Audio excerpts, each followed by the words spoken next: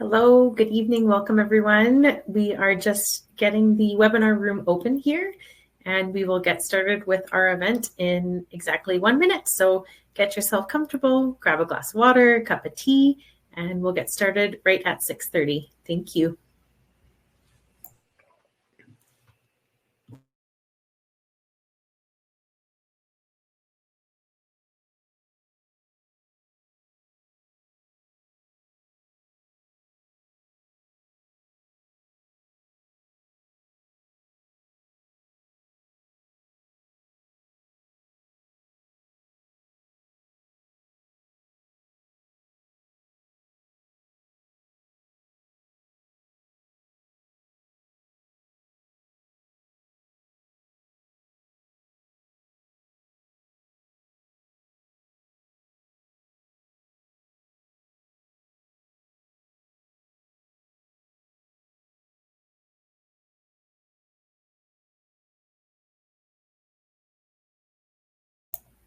All right, hello, good evening, and welcome again, everyone. Thank you for joining us for this wellness talk, Unlocking Vitality with Berberine.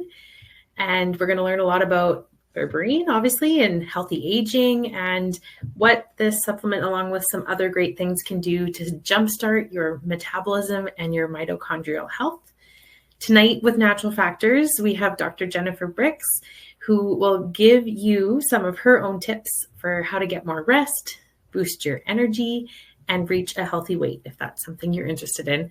My name is Haley, and I support the Natures for Markets events program. Thank you again for joining us, and thank you to our partner in this event, Natural Factors, for bringing us this incredible educator. The presentation will be about 45 minutes, and we'll do some question and answer at the end. If you do have questions throughout, feel free to flag them in the chat, and we'll do our best to answer them in the moment if I can in the chat. If not, I'll just flag them to talk with Jen about at the end. There will be a recording of the presentation shared to our YouTube channel tomorrow. And before I hand over the presentation, I'd like to give you a bit of a background on our speaker.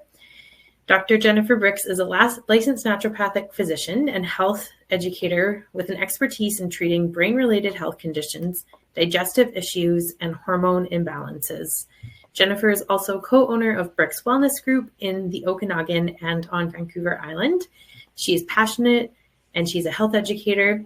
Thank you so much for being here with us tonight. We look forward to learning from your expertise. Thank you, Haley, and thank you everyone for joining me tonight. I hope we're going to learn a lot. I hope you have your notepads there. We also have a handout at the end that you can download, which will summarize some of our key points. But the agenda today is essentially we're going to get into what metabolism is all about and how a sluggish metabolism can make you feel and what are the common reasons behind that. Now, blood sugar imbalance is one of the main ones, so we are definitely going to focus on this, and that is where our star of the show today, Berberine, has its effects. And so we'll talk about why it is trending and how it works in the body.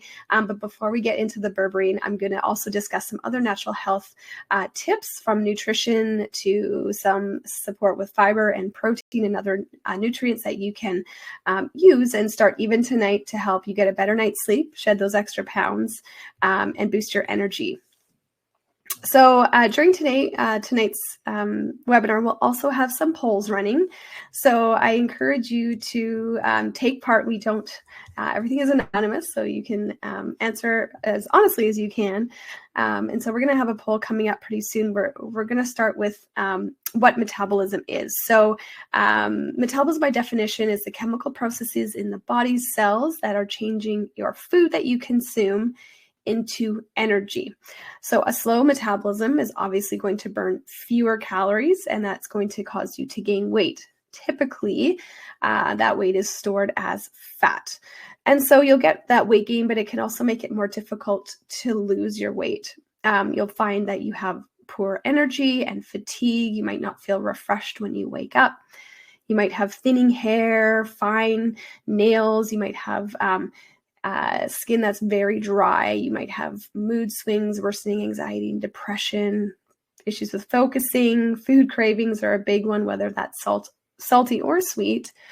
Cold intolerance. So if you're the first one in a room to put on your jacket.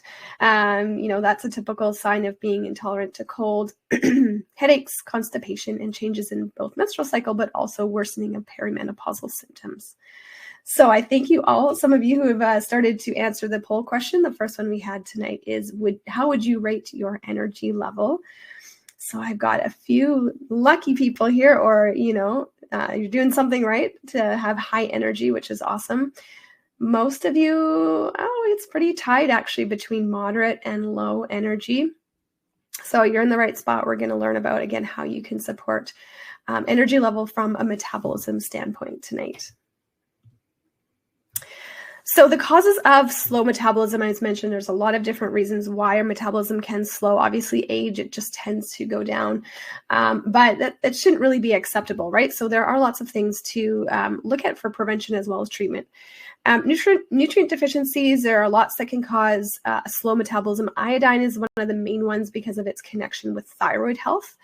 And so hypothyroidism or low thyroid function is another major cause of a slow metabolism. Now we're focusing on the ones I've bolded and put in red here with the arrows. So insulin resistance, this is really an imbalance in blood sugar regulation. We'll get down to more about that shortly. Insulin resistance can lead to diabetes, often leads to diabetes. The second main one we'll focus on is mitochondrial dysfunction. This is more of an emerging science, but we are seeing that as we age, our mitochondria, which are the power plants of our cells that make all of the energy in our body, they slowly degenerate, and that worsens as we age, and that is now being linked to a lot of the symptoms that we feel, again, from weight gain to sleep issues as our metabolism slows. Adrenal disorders, so adrenal fatigue and adrenal exhaustion, muscle mass versus fat mass.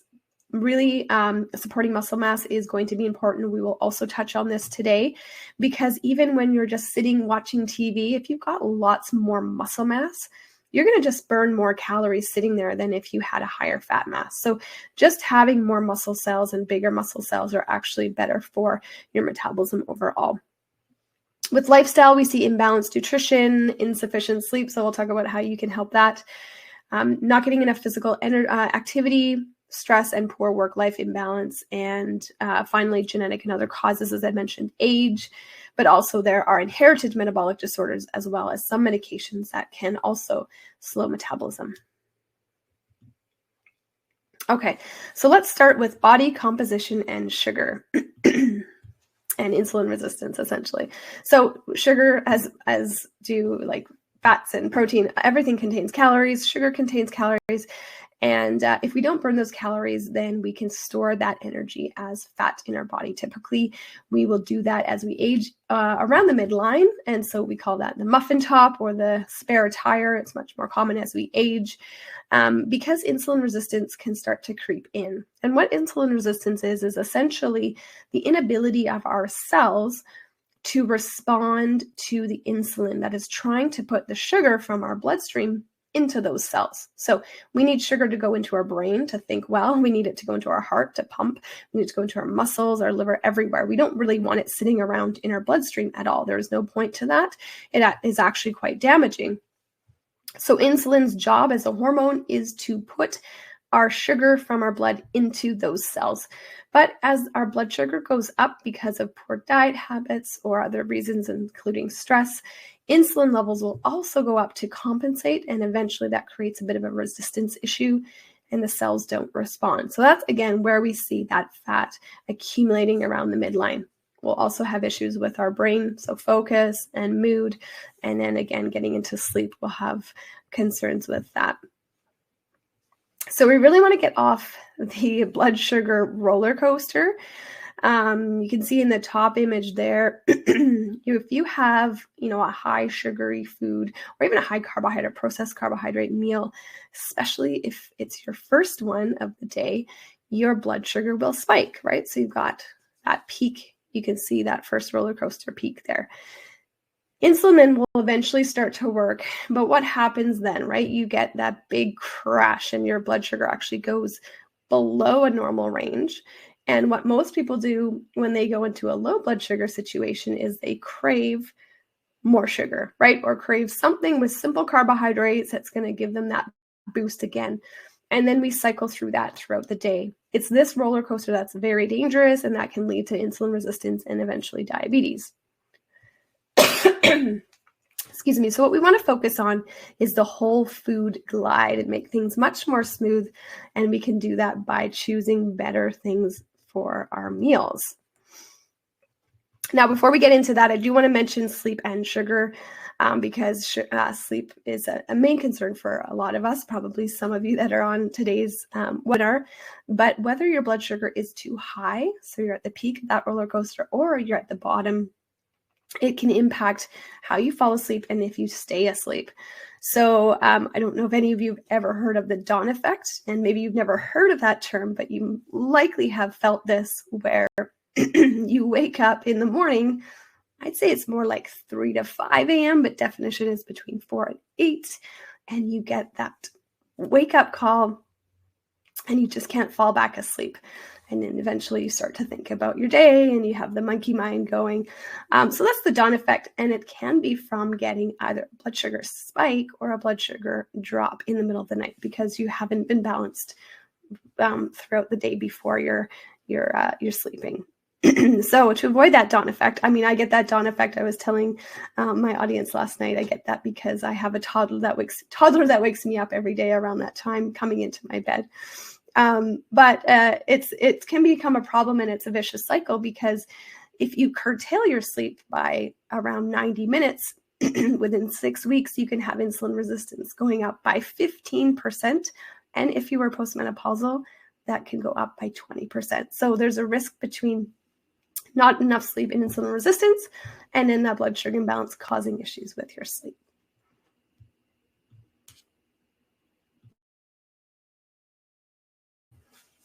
All right, so let's talk about what you can do dietarily wise to help with your blood sugar. Because honestly, I think this is important for a foundation. One of the most important things you can do is look at your diet. So the main things that we will look for are the macromolecules. The macronutrients that are really important to balance blood sugar include protein, fiber, and fat, because having those in a meal help to slow the absorption of sugar into your bloodstream. You want to eat the rainbow, so have a variety of foods with lots of colors because that means they contain antioxidants, and you're getting a variety that's really important to balance the oxidation that high blood sugar can cause in your body. Always avoid processed foods if you can. Plan your meals ahead of time. Don't go to the grocery store hungry, and if you can, eat smaller and more frequent meals. It's also shown to, if you eat within a specific time period, so not excessive fasting by any means, but eating for fewer hours of the day can also help balance your blood sugar. So let's start with protein. For those of you who like your numbers and want to know how much protein to take or consume every day, I've got the number there. So the goal is between 1 and 1.2 grams of protein per kilogram of your body weight per day. So if you don't know your weight in kilograms, you can divide this number by roughly 2. So that works out to be around 0.5 to 0.6 grams of protein per pound of your weight. If you're 150 pounds, that translates to roughly 75 grams per day. And you want to divide that up because having it all in one meal is actually deleterious to your health. So divide it up, have around 20 to 25 grams of protein with every meal. Protein helps you feel full. It decreases your food intake, so reduces the caloric intake, impacts your satiety and thermogenesis, which is the burning of your calories, and also decreases insulin and blood sugar responses. Generally, when you're choosing a protein, you want to choose grass-fed or organically grown or free-range meat or animal products, including eggs and dairy. Also looking at things like legumes, beans and peas and things like that, lentils. Whole grains also contain protein, and so do a lot of the vegetables and some of the fruit that we have. So you can find some charts online quite easily if you're trying to attain this goal. With protein, we also want to get enough fiber, And I know that from firsthand with my patients, I guarantee most of them are not getting enough fiber. So that may be true for you guys as well. Fiber in general, for Canadians, we require 25 to 40 grams per day. Again, divided doses is great. I would push that up to maybe 35 to 45 just because of its benefits for things like helping prevent things like colorectal cancer, lowering your cholesterol, and overall helping support blood sugar maintenance. Now, there's two types of fiber. There is insoluble fiber, which is the roughage that you're probably familiar with, the little rough brushes that can go clean out your colon. That's really great for preventing things like colon cancer. It's the insoluble fiber. You're going to find that in things like apples and lentils and broccoli. Soluble fiber actually absorbs water. So it's unique in that when you consume foods with soluble fiber, it absorbs the fluid or the nutrient, the water or the other liquid that's in your stomach, and actually forms a gel and makes you feel fuller. It expands in your stomach. So our soluble fiber is the key to help with weight management and caloric intake, and is also the one that is going to support blood sugar maintenance. Now, if you're not able to get all of the protein and all of the fiber out of your meals, maybe you're busy. I work on the road a lot, so I travel. Maybe you're a parent that, takes your kids to early hockey practice or something like that. Instead of grabbing a coffee and a banana, which is one of the worst things you can do because it stimulates your cortisol and just gives you a nice blood sugar spike, you can choose certain meal replacements to provide you the protein, but also the fiber to balance blood sugar. Now, I like this one. This is the Real Easy protein meal replacement, and contains something called PGX. PGX is a clinically proven medical fiber. It's a blend of 3 soluble fibers. So it's very, very effective at absorbing water. In fact, if you were to add this to water and shake it up and leave it for, half an hour, you could dump your glass upside down and it wouldn't come out. It forms a gel so effectively. This product also contains 25 grams either of a whey protein, or you can find it in a vegan protein option. All of your vitamins and minerals, and some healthy fats in the forms of lecithin and MCTs, or mean chain triglycerides. Now, again, I really like this product because it has clinical results. So it has been used, this product exactly, in a clinical trial for 3 months. And people that were in the trial, 95% lost an average of 1 to 2 pounds per week. And it was primarily body fat. Lean muscle mass was preserved because you're getting that 25 grams of protein as well as the fiber. Waist circumference went down, and of course, so did BMI. But again, muscle mass and body water levels were not affected. So the Real Easy meal replacement is a great option for those of you who are trying to, again, bridge that gap to get enough protein and enough fiber, or if you are on a weight loss program and you want something to help if you're doing some more exercise and eating healthy. This is a great adjunct. And there's a lot of really great resources online. You can find recipes and other tips through that journey for you. Okay. So our next segment that we'll talk about is mitochondria. And I'm very curious if many of you have heard about mitochondria, or maybe you haven't, but they are the power plants of our cells. So mitochondria produce the energy, or the ATP, in all of our cells. So in this diagram, I know it's like a cell model. Maybe you remember this, for those of you who took biology in high school. You've got your nucleus right in the center, and then you've got your mitochondria, the little kidney bean-shaped red organelles there. So in this diagram, looks like there's 2 mitochondria. Perhaps there's 2 in the cell, but generally we have upwards of 100,000 or more mitochondria per cell. They're that important to make the energy. We need it to think and breathe and move and do everything that we do in our lives. So it's a no-brainer that if our mitochondria are dysfunctional or degenerating, the cell that they're in is not going to work as good as it should. It's not going to perform and not produce the energy that we require. Now think of that happening in all of our cells, right? So if all of our cells are suffering with mitochondrial degeneration, we're going to feel pretty tired.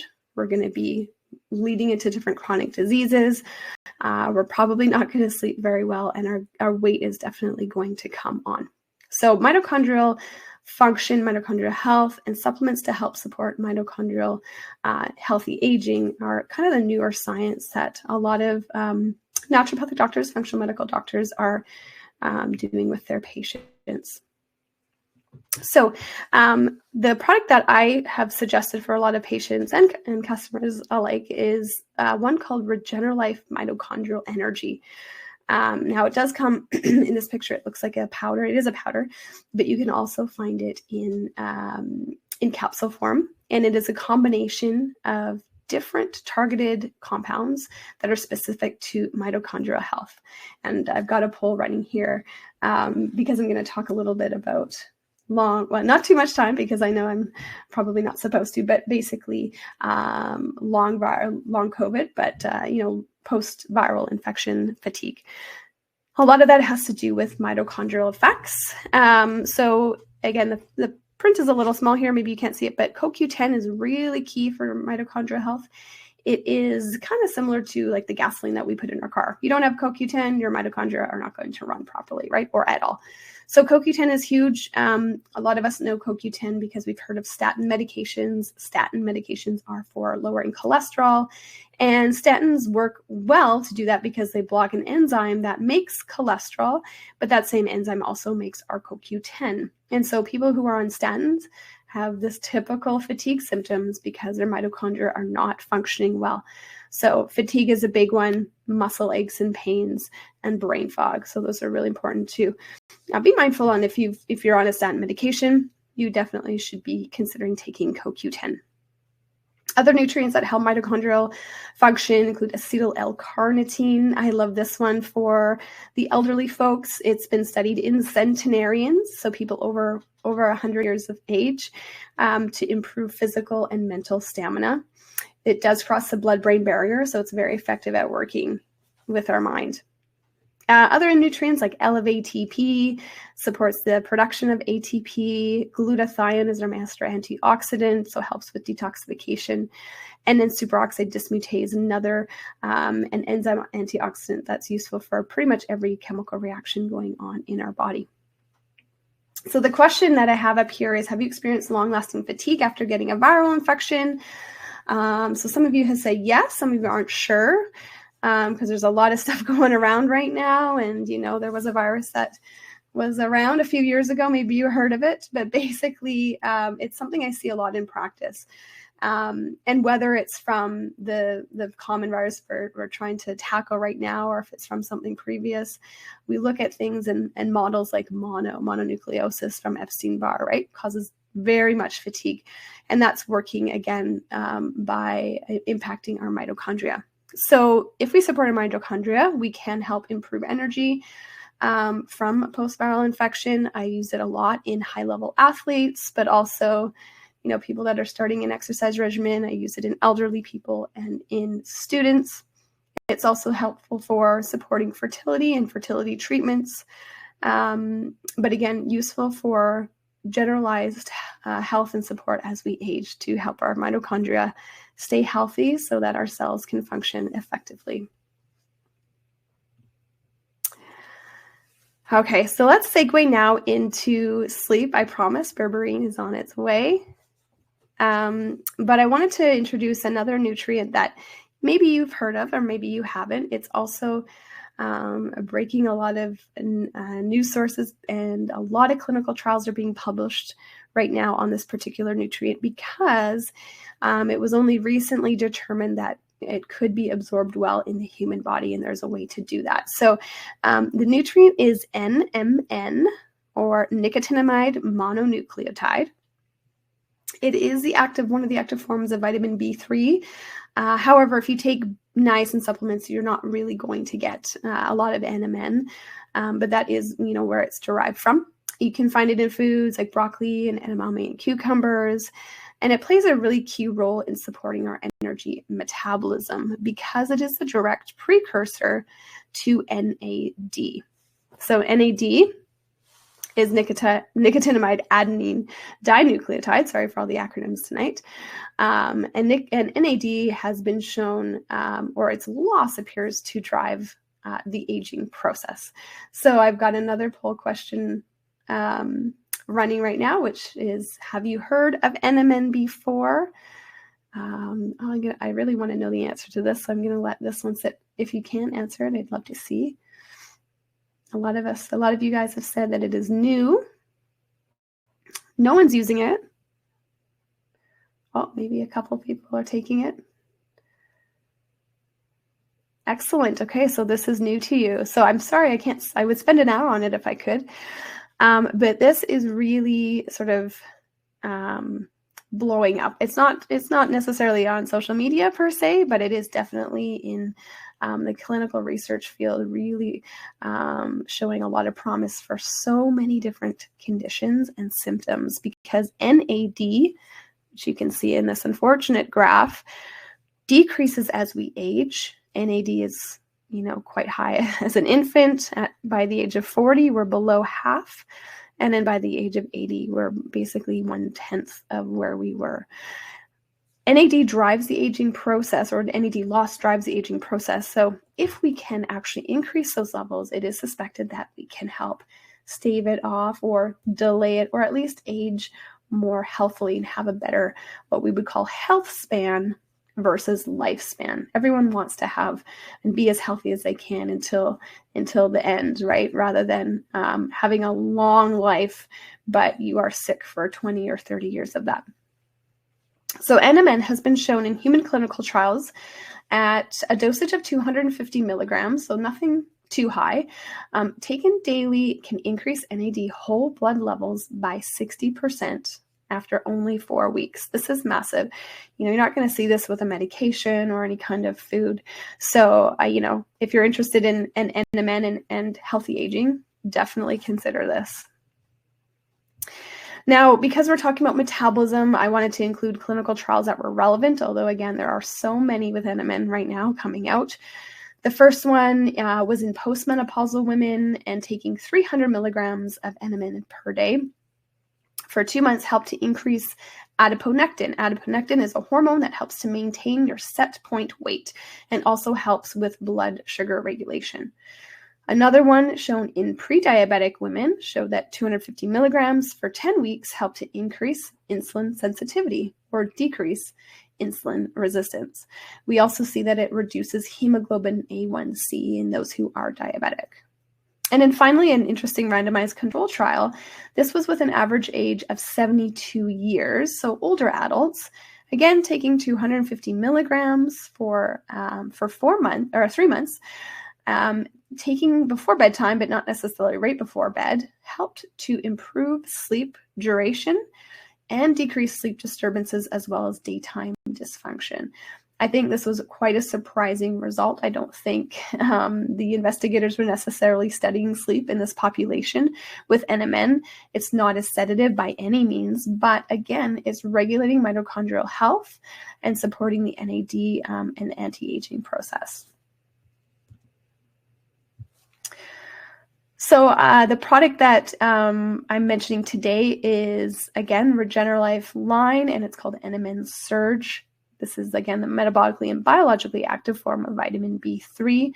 It is absorbable from the supplement into your bloodstream, and also can cross into your cells to help promote the stimulation of NAD production. So it helps to replenish that age-related decline in NAD. The recommended dose is 1 capsule twice per day. You can definitely take 2 together if that's easier for you. But this is going to give you more than enough to help raise your NAD levels by 60%, as was seen in that clinical trial. And now, just because I wanted to see what was trending on social media, and tart cherry juice is one. For sleep. So a lot of people are touting tart cherry juice and sparkling water as a mocktail, maybe after dinner, before bed. So tart cherry juice you can find at Nature's Fair. I do recommend the juice, but you can also find it in capsules. has been shown to improve sleep quality in those adults who have insomnia. It helps to support melatonin levels and also modulates blood sugar and provides antioxidants. So again, we're going full circle here to support blood sugar, but again, tart cherry juice is just a little bit extra to help with sleep. So you can use this to help with sleep. You can also do some of these tips. So avoiding alcohol and caffeine, of course, afternoon is really important. If you like a little bit of a sweet treat, and you're eating fruit, don't go for grapes and bananas, but blueberries or other antioxidant-rich berries are a good option in the evening. Evening snacks should also be balanced with protein and fat, so you can add a little bit of nuts or seeds, or a little bit of maybe cheese or dairy if you can tolerate that. Regular exercise during the day, not too close to bedtime, can also improve insulin sensitivity and blood sugar regulation. Important to establish a consistent sleep schedule. Try to avoid those screens too close to bedtime. Use earplugs or a sleep mask if you need to take away any other external stimuli. And try things like NMN to help with sleep. Now I know I have a poll running here. Do you drink tart cherry juice to help with sleep, or have you ever heard of it? Oh, almost half of you would try it. Well, I hope you do enjoy it if you do try it. Yeah, I think it's a great option for sure. Okay, so on to the star of the show. We're going to get to berberine now. Okay, so berberine is kind of everywhere. I mean, it started to come out, I think it was last summer when it came onto TikTok, onto the scene. Curious if any of you have seen it on social media or have heard of it, or I know again, last June, it was flying off the shelves.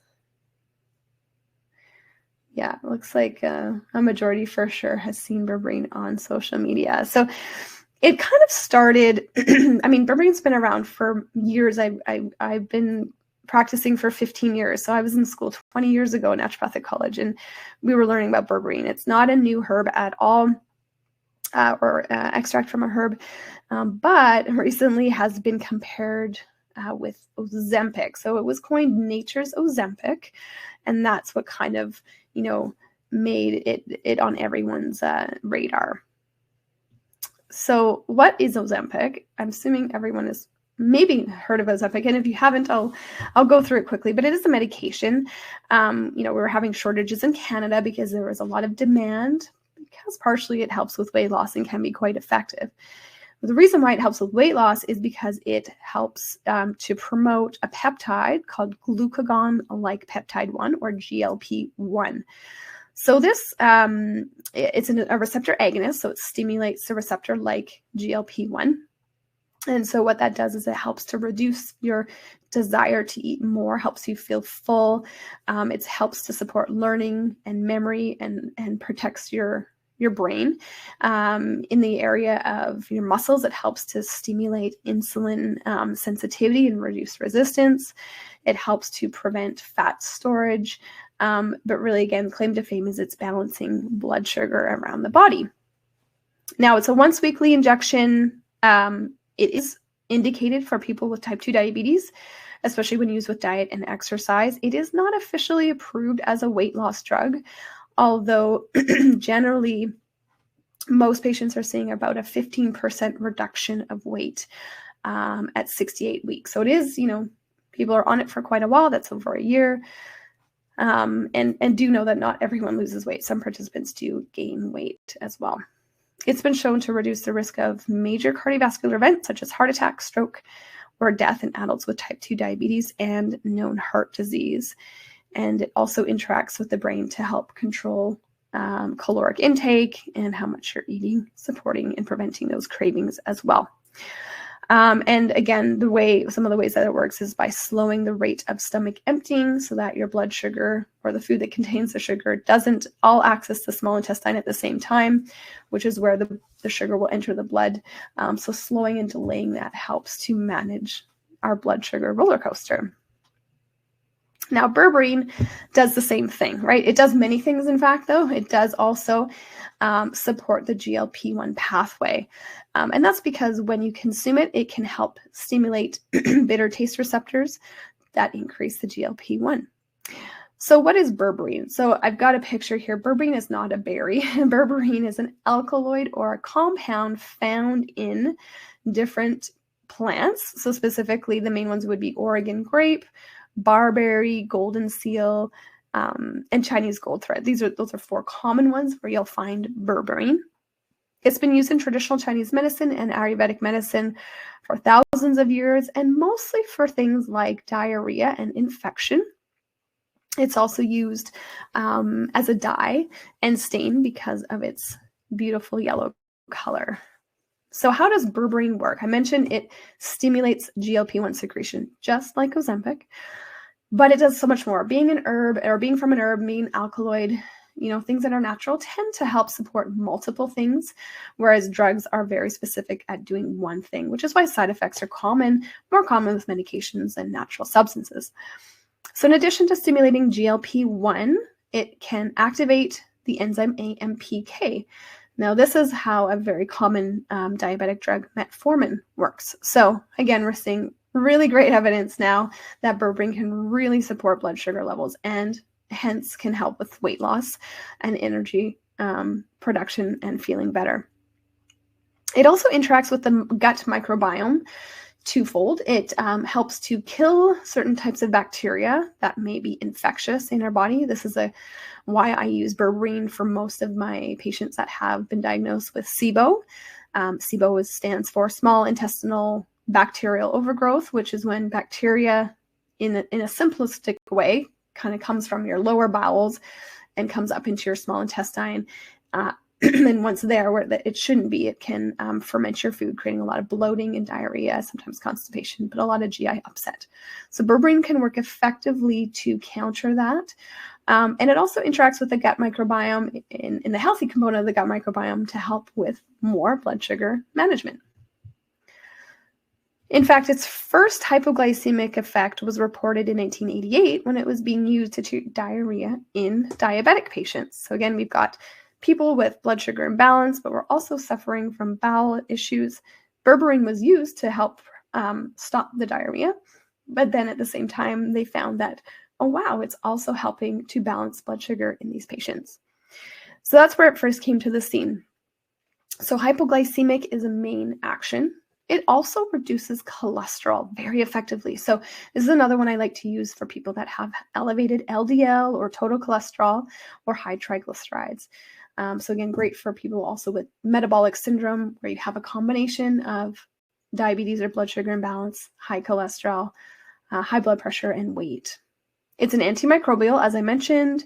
It protects the heart and can lower blood pressure subtly, but you do want to caution that with certain medications. It's an anti-inflammatory, it's an antioxidant, it helps to modulate the immune system, and it's a neuroprotective nutrient. All good things. So how does this translate into the health benefits? Well, it again supports healthy blood sugar and insulin sensitivity. Okay, so helps to reduce that insulin resistance in prediabetes, or type 2 diabetes, in fact. Helps to lower cholesterol and blood pressure, maintains cardiovascular health in adults, improves gut health. You can use it for polycystic ovarian syndrome as well, because insulin resistance is one component of that triad. It's useful for metabolic fatty liver disease or non-alcoholic liver disease, which was the original. Its name has changed to metabolic fatty liver disease. And you can also use it to support brain function and your immunity. Now, there's lots of research on berberine. This would be 10, or probably more like 100 slides to go through all the recent research in the last maybe 5 years. But I wanted to summarize some of the meta-analysis that's relevant to blood sugar balance and weight management. So the first one was 300 milligram doses daily help to reduce blood sugar, but also BMI and waist circumference. We're also seeing, of course, management in hemoglobin A1C if you're diabetic, fasting insulin, and total cholesterol. Another review of 12 studies showed that it led to significant reductions in body weight, BMI, waist circumference, and inflammation. And then finally, a meta-analysis of 49 studies showed that it can boost metabolism, leading to weight loss. So really, really great research backing berberine. It's not just anecdotal, and it's not just what you see on TikTok.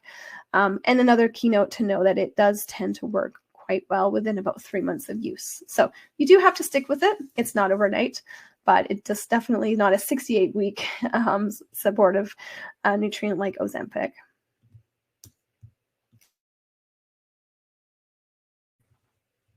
Excuse me. All right, so berberine. You can find berberine in your health food store at Nature's Fair. You can find it from different companies. I've included a bottle shot here from Preferred Nutrition. And this is a berberine hydrochloride. So I wanted to mention that because, excuse me, berberine hydrochloride is the form most clinically researched. So other forms may not have the same health claims. So if you're looking for what we've discussed tonight, you want to look for berberine hydrochloride. It has the health claims. You can see there, I've starred them, that Health Canada approves. So it's useful to support healthy blood sugar metabolism and maintain cardiovascular health in adults and support healthy cholesterol levels. Now, the weight management is what we're seeing more recently, but it's really tough to get that kind of claim from Health Canada. But just looking at the research, you can see that it's going to help. The recommended dosage, so it is for children as well, so 12 years and over. So even teens who may be overweight or have issues with blood sugar can take this product. 1 capsule 2 to 3 times per day, and better with meals, because some people do feel a little bit of GI discomfort when they first start it. Now, if you are on medications, there are some drug interactions. I don't have them listed here, but they are on the bottles when you get them at the store. But to go through a few, it would be if you're on any blood pressure medications, if you're on any diabetic medications or things that lower blood sugar, it can have an additive effect and can make you potentially have a low blood sugar or low blood pressure. So it's important to discuss this always with your healthcare provider and to start slow and work your way up.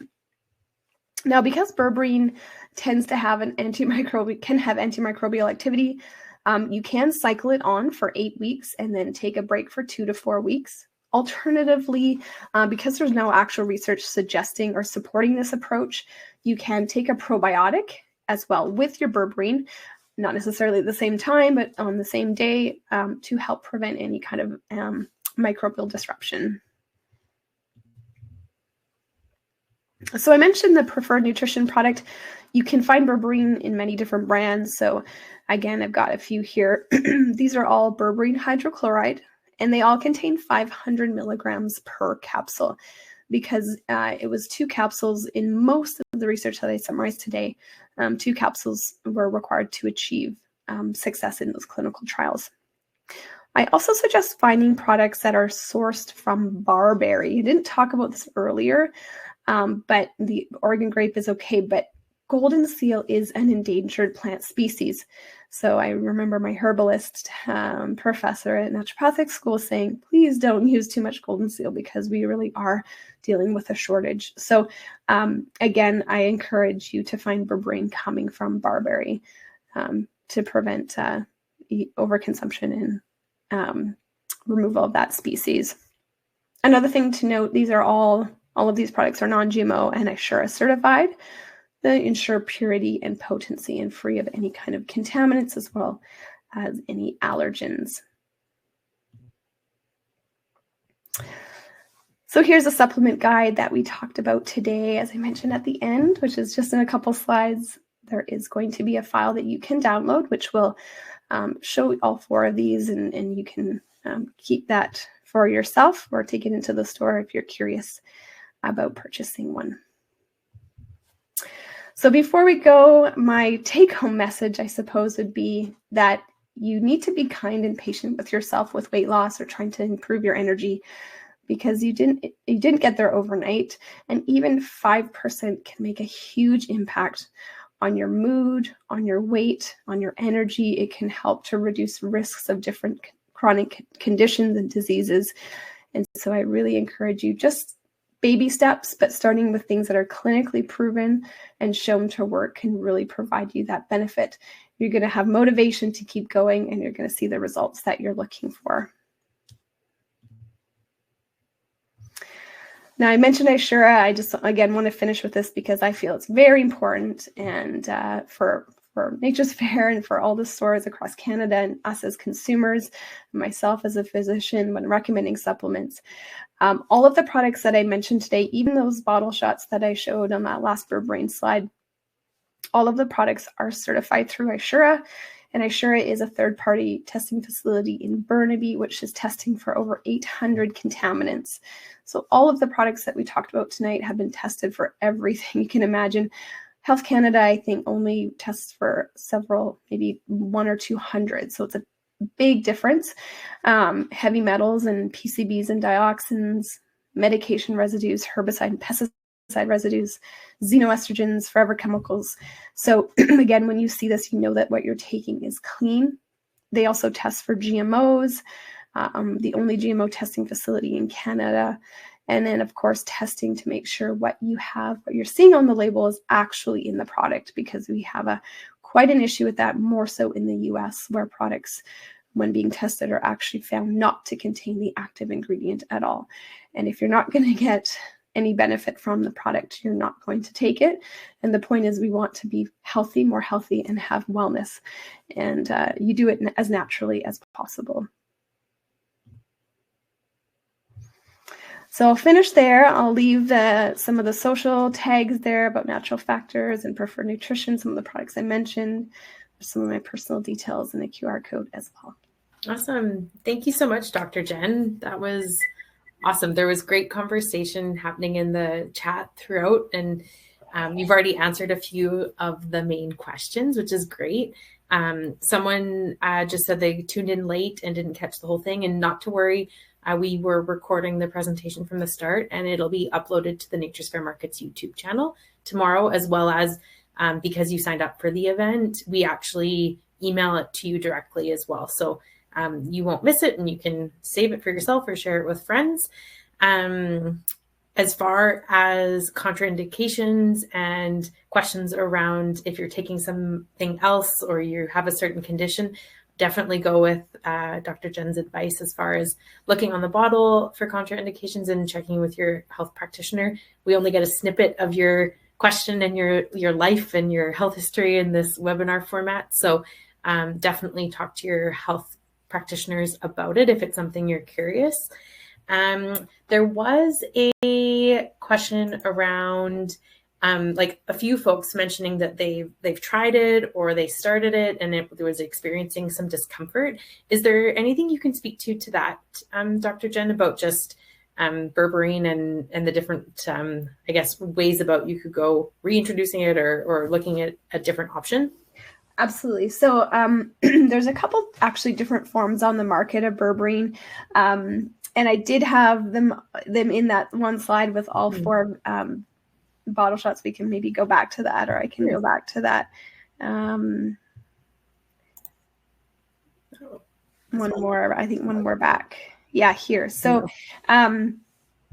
the first one and the last one, so the Regeneralife one and then the Berberine Lipomycel. So for those of you who have taken berberine and may have had a gastrointestinal some response or some irritation, the Regeneralife and the Lipomycel are actually more absorbable. So they're going to be, they'll be able to enter the bloodstream more effectively. There's clinical trials currently in place with these. So I don't have the numbers on how much more absorbable it is, but we are seeing clinically significant improvements. So if it's going to go out of your blood, out of your gut and into your blood, it's going to be less impactful on your GI tract. So I would suggest going for one of those two brands. And again, it may be more effective for the systemic concerns that we're worried about, so the blood sugar regulation. The other two in the middle, so the WellBed X and the Preferred Nutrition, those are the classic berberine hydrochloride. Again, those are the ones that are used in the clinical trials that I mentioned, but they are going to be perhaps a little bit less absorbable and may impact your microbiome. Now, one reason why we get a response, like sometimes people get diarrhea, sometimes people feel discomfort, is because you may have some dysbiosis to begin with, or you might have SIBO without even knowing that you had it. And so killing off that bad bacteria, although positive for your body, can sometimes create a bit of a detoxification response, and you try to flush it out. So again, there's a lot of, everyone's different, so I'd have to really, go individually to answer this question more. But I would say if you've had a response, go to one of the other two lipomycel forms there. Start slow, and or maybe get tested for SIBO, or look at your microbiome, take a probiotic, and that could help as well. Mm-hmm. Great. That's an awesome answer to that question. Thank you. You talked about taking Berberine for 8 weeks and then cycling off for a couple. Can you start it back again after a couple weeks off? And why is it important to cycle it? Yeah, so this approach hasn't been confirmed in any way, but there are people that find that if they do go off of it for a little while, it won't hurt their microbiome as much as it could in some that it does. So it's similar to with oregano oil and some of those other antimicrobials. If you take that every day, oregano oil, in fact, is the worst. Like, I never recommend it outside of cold and flu season unless you, you are infected. But it really can take a toll on your good bacteria because it kills things, right? So same with berberine, it can kill some of your good bacteria. So for those who are sensitive or have issues with GI function to begin with, cycling and taking a break is important, but still not really proven in science. This is something that a lot of the doctors see in the community. So yes, you can do for a couple months and then take a couple weeks off. But if you don't want to and you want to take it consistently, because a lot of people who have diabetes do take it for years on end, then consider taking a probiotic as well. Okay, that's great. I think, so this question comes from someone named Corey. If you're still here, feel free to explain in more detail if you'd like. But the first question was, is the reaction the same for women in menopause? And it came in while we were talking about berberine. So I think just in regards to the positive effects you'd see it if you're in the thick of menopause, would you see some benefit from this product? Okay, so same, is the reaction the same for women in menopause for berberine? Yes, it wouldn't. I just don't know which reaction. Yeah, I guess, Corey, if there's something that you're specifically, whether it's sleep or hot flashes or what hormonal imbalances you're working with there, you could let us know. When you talked about starting the day with coffee and bananas, someone was like, "What about, why bananas? What's wrong with bananas?" Do you want to talk to that a little bit? Well, bananas are high glycemic index, right? Yeah. So it's just like giving your body like a nice chunk of sugar, and so yes, you can have a banana, but then please pair it with some protein, some fat, or some fiber, right? Some more fiber than you're going to get in a banana. Some nuts and seeds, maybe some avocado or some dairy, like some cheese or some yogurt, to give yourself a little bit of good fat and protein. It's a high glycemic index. So if you start your day, like the word breakfast breaks your fast. If you're going to break your fast with sugar and caffeine, and sugar is bananas, right? Then you're going to set the stage for that blood sugar dance and that roller coaster. So it's not recommended. Yeah. There's another question that came in around, how do we get tested for SIBO? Testing for SIBO, you do have to go through naturopathic doctor or functional medical doctor. So it's private. It's roughly $230 for the one the company that I use out of Vancouver. And it's a breath test. So you just get the kit and breathe into a tube every 20 minutes for a few hours. And it will test the amount of gas production by your bacteria and can diagnose you with SIBO if you have it. There you go. Now, at the end there, you mentioned the difference in the two different sources that berberine comes from, the two different plants. The barberry one being the one that's more readily available. There was a couple questions about a couple different brands that came in that Nature's Fair carries. And my answer to those folks is just to talk to our staff in store. They'll be able to answer the question for you and either search it through, whether it's CanPrev site or NACA site, whoever it is, they'll be able to find out what that source is for you. Yeah, it should be on the fine print, the back of the label. It should definitely be disclosed. Yeah. Okay. I'm just looking to see if there were any other questions that came in while we've been chatting, but I love that last little bit on being kind and patient with yourself. and that the 5% can make a difference in our lives.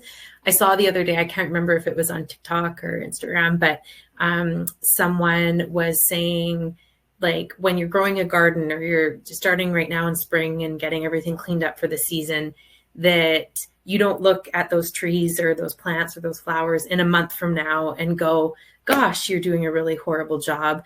We look at them and go, oh, you know what? Like, you need a little bit more water. You need a little bit more sunlight. You need a little bit more fertilizer. And if we talk to ourselves that way, it might be a little bit easier for us to achieve our goals. So that reminded me of that. Thank you for sharing. Yeah, that's a beautiful analogy. Yeah. Okay. So Corey said she wanted to clarify that she was talking about weight loss in the menopausal period.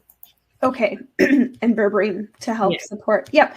Absolutely. Yes. The meta-analysis that I combined, like the 49 trials and then the other one of 12 trials, I think it was, had many different demographics, men and women, and different ages. So absolutely, it's used even in young, like I mentioned, even in children.